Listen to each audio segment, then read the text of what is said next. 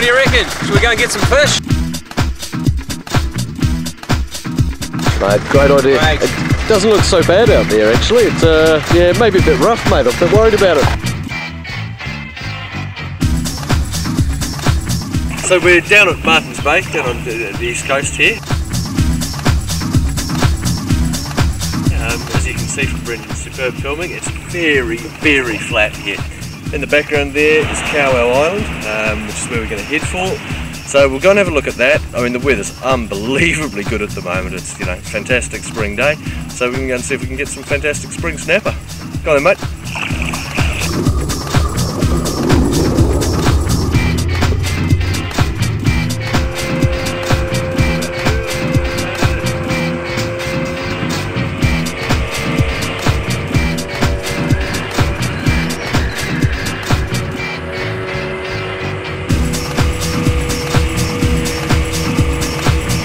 So we're just going along to Kawau now. As you can see out here, there's a heap of birds working all the way along. No surprise, there's a few fishing boats out there.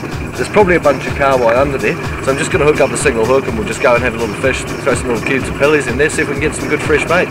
So we're not going to muck around with any trace or anything like that. No real need. You know, that could be famous last words, obviously. So all I'm doing is just taking a couple of little 6-bar O's, just tying them straight onto the main line.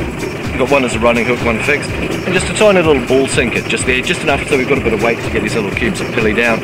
Maybe there might be some snapper. I think it's a bit early really for them to be schooling up like that and feeding, but you know, it's good to have a bit of a look. Most of the time we've been out over the last few weeks, you know, just coming from winter into spring, the snapper are either, you know, the boat guys are saying they're out in the 40-metre mark plus, or they're right in close, right at our feet in the rocks. So I'm not expecting to see any snapper out here, but probably some Kawau, and like I said, there's some good fresh bait, so I'm going to have a bit of a look. We actually haven't had a single bite, which is kind of interesting because there's gannets diving all around us, there's birds swimming around, so we think they're probably just bait fish. There's nothing any bigger underneath, perhaps. So we're just going to go to some sabikis. There's little sabikis come in a whole load of little sizes, from this size right down to about a half of that. Really, really small. The only problem with using sabikis is there's so many bloody hooks on them, it takes ages to get baited up, but we're getting there. We're just going to cut up some tiny little slivers of pilly. We're just going to hook them on, got a tiny little weight on the bottom, we're going to drop it down and just jig it slowly up and see if we can't pick up a little bit of the bait fish. So the fishing was a bit slow, so we rigged out the sabiki like we showed you. Dropped it down, 30 seconds later, nudge, nudge, nudge. It's like, okay, good, got some bait fish. Hauling it in, and what do we find? Yeah, Brenton. I have just caught the world's smallest snapper. It's so small, I can't actually find it on the camera. It's the world's smallest That looks big, snapper. because it's really close to the snapper. That snapper is probably weighs, I don't know mate, I'd be guessing that might be 30 or 40 grams. I'm Is that a PB for you, Brenton? I think it might be a PW, mate. So mate, what we're going to do is we're going to get that fish back in the water really quickly and see if we can't load up on a few fresh, you know, there might be some jack mackerel or something like that underneath us, certainly nothing else. So we've got a Daiwa SLX at 30 here, loaded up with 15 kilo mono over a Kawau Rocky 2 LBG rod, and I think I've probably got a mackerel.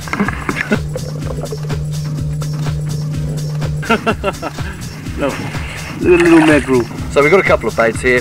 We've got a heap of frozen pillies and some bonito and stuff in the bin, but you know, fresh bait is so much better, and if you can get it, it's a really good idea just to, you know, make sure you get enough for the day now. So we're just going to keep lowering these down and see if we can't, you know, get another dozen or so of those. Beautiful fresh slimy mackerel. You can see why blue mackerel, slimy mackerel, you can see why we call them slimy mackerel. No great surprise. Mate, that's some fantastic fresh bait. And down here, Brenton's ow! That's the other thing we really like about sabiki rigs, is the number of opportunities to stick a hook in your finger. Brenton's got this guy through the mouth, I think he had one in the middle, one through the tail. Mackerel chaos, mate, mackerel everywhere. I've got one under my shoe, we've got a load in there, there's one in my coat, there's a whole bag of them in here. We're just getting as much fresh bait as we can now. We just made a mess of the boat, frankly. That's why we go land-based fishing, much easier. You know, it's not often you go out and you're on your way to a land-based spot and you see a workup when you're walking across a paddock or something. It's probably 25 bucks of fresh bait in the boat now. It's fantastic. I hope the snapper appreciate it, frankly.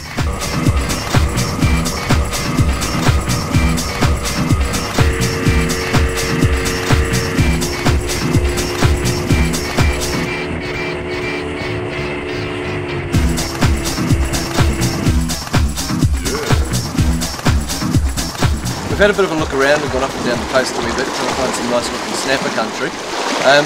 What we're really looking for is somewhere where there's nice broken country, there's some rocks and there's some kelp in the water. We're going to get some burley going. We've brought some of the big king salmon. Get some really good oily slick going quite fast. So we'll get that in here, just where you can see there's a bit of current, and we'll get that going. We're going to fish some of those fresh jack mackerel we got. So they're still, I mean, they're not liveys, but you know, they're pretty good fresh bait. So we'll get some of those out, we'll get some burley going, and we'll see how we go. Feel pretty confident, it's a good looking spot. So what I find is you often get those little onion sacks that come with the burleys. They're no good on the rocks because the oysters, the hard rocks themselves, those wear it apart, and the next thing you know, your burley's out in the wash and you've lost it. So what I do, I go down to the local hardware store or down to your local gardening store, buy a metre of this 25mm mesh. It's going to cost you maybe $6, $7. Cut it in half and then fold it up like this, wire it up, and you've got an instant burley cage. And this will be good for half dozen trips on the rocks depending on the conditions, and it's big enough to hold one of these big 4kg bags quite happily. Put it in, sew it up, tie it off, throw it in the rocks, mate. Mint. So we just thought we'd show you why it is that we like these fresh baits so much. This is a fresh pilly we just caught now. You can see how much blood and juice is in this. This is going to go out and it's like its own little burley trail coming out of it. It's fantastic. So what we've done is we hooked it up with a couple of quite small hooks, just little 6-bar rows on these. I'm just going to take a little bit of the gill out as well, just to allow that juice to come out even more, and you can see how much flavour and scent is going to come out into the water from this. So we're just going to huff them out here. We're not going to cast them a million miles. We'll probably just be 10 or 15 metres off the front of the rock here, and we'll just let this go and work its magic. It's a great bleeding, juicy looking bait. Love it, mate. And that's good enough to eat.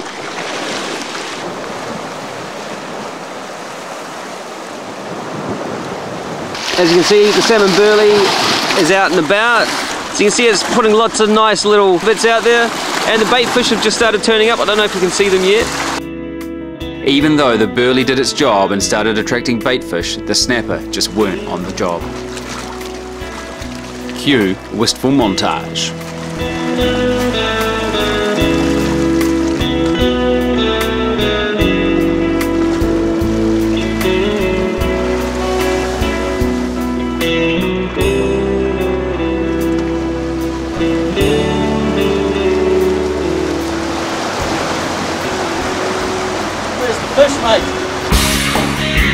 With the fish failing to come on the bite, we packed up the baby Stabey and headed back around the Kawau coast to find ourselves a better looking ledge. Forsyth had one in mind that he'd fished a couple of weeks before. So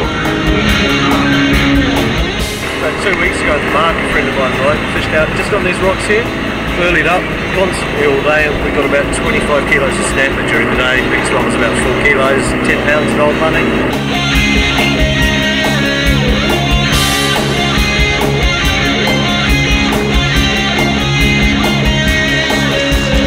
So here's Brenton. He's just caught one snapper for dinner, and he's just got himself another one by the looks of it. The fish really haven't been on all day, and Brenton just seems to have found a little patch of little smallish, good eating size little fish just out in front of him.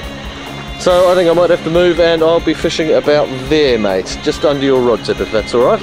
Interestingly, we hadn't had any bites for an hour or two, and we'd actually moved spot, and we were trying to figure out what had gone wrong, and Brenton got his lucky pants on, I mean, lucky for him, and they, uncannily, he's actually been catching fish since he put them on.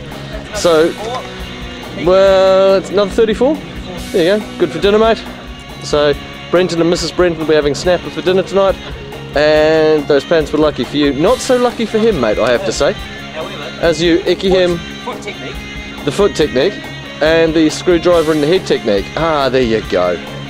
Yeah, not so lucky for him, I'd say. Excellent work, mate. Good on you.